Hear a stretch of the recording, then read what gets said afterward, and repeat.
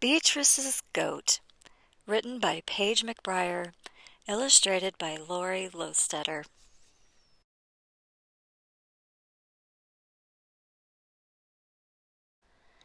If you were to visit the small African village of Kisinga in the rolling hills of western Uganda, and if you were to take a left at the crossroads and follow a narrow dirt path between two tall banana groves, you would come to the home of a girl named Beatrice.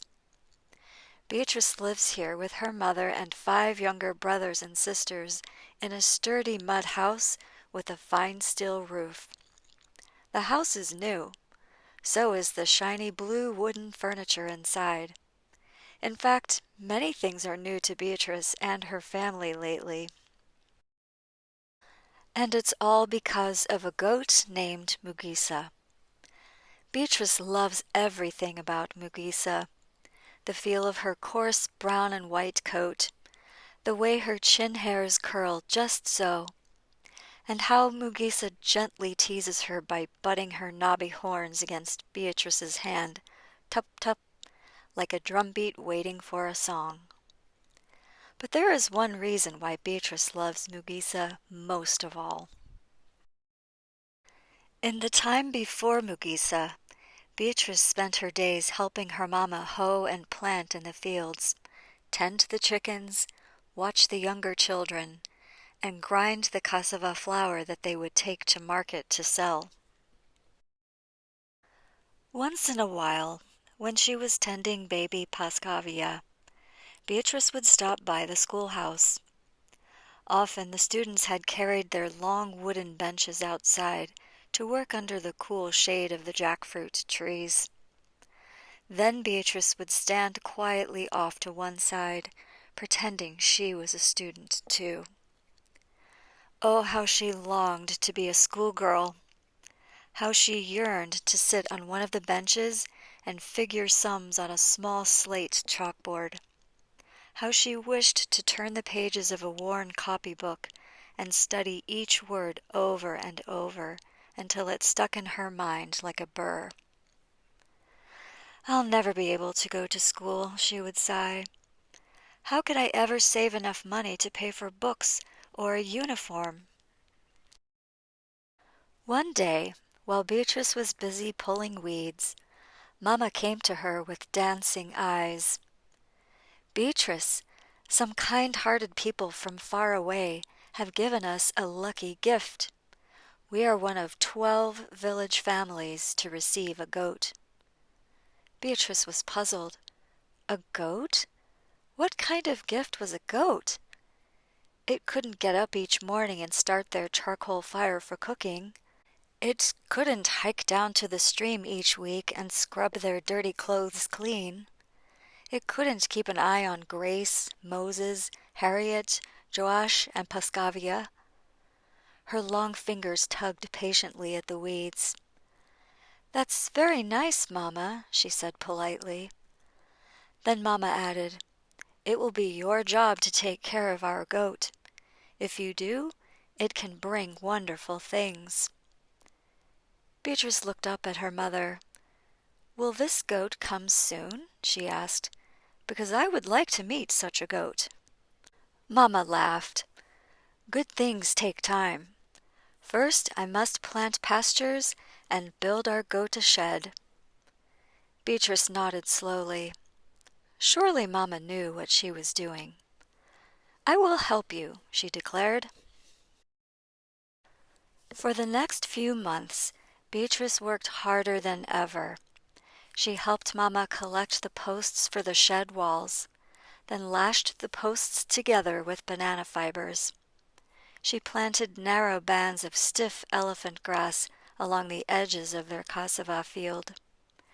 She put in pigeon trees and lab vines between the banana trees. Finally, one day Beatrice's goat arrived, fat and sleek as a ripe mango. Beatrice stood shyly with her brothers and sisters, then stepped forward and circled the goat once.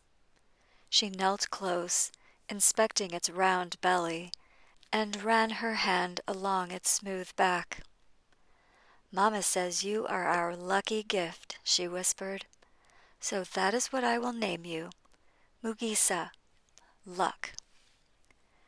2 weeks later, Mugisa gave birth. It was Beatrice who discovered first one kid, and then, to her surprise, another.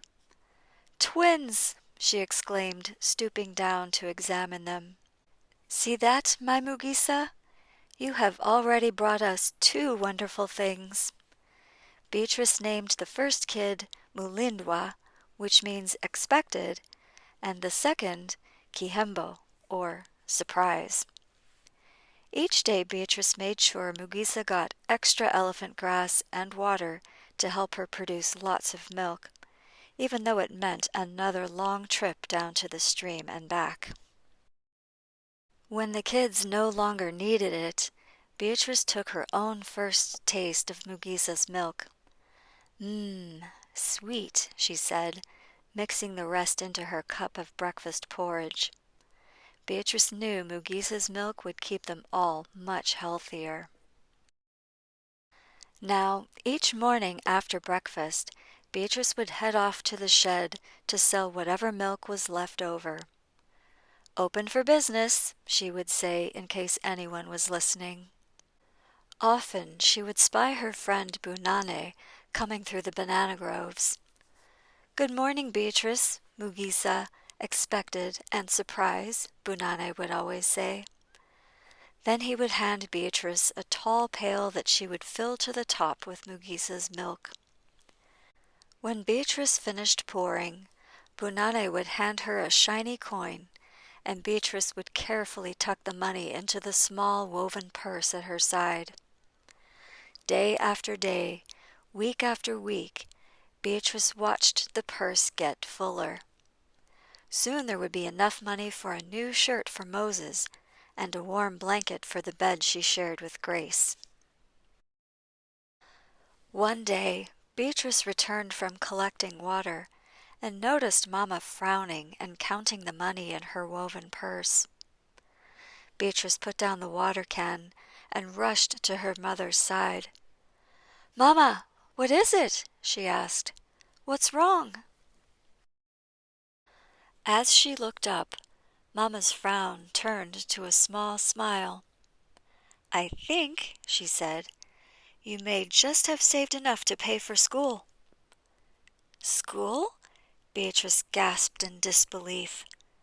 "But what about all the other things we need?" "First things first," Mama said.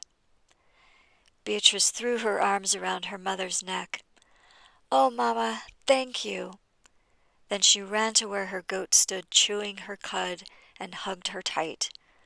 "Oh, Mugisa," she whispered, "today I am the lucky one. You have given me the gift I wanted most." The very next week, Beatrice started school. On the first morning that she was to attend, she sat proudly waiting for milk customers in her new yellow blouse and blue jumper, Mugisa by her side.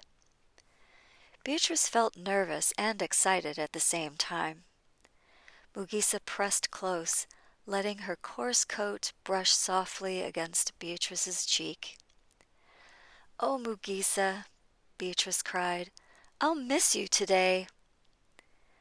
Then she thought again about all the good things Mugisa was bringing. Mama said that soon Surprise would be sold for a lot of money. "It will be enough to tear down this old house," she had explained.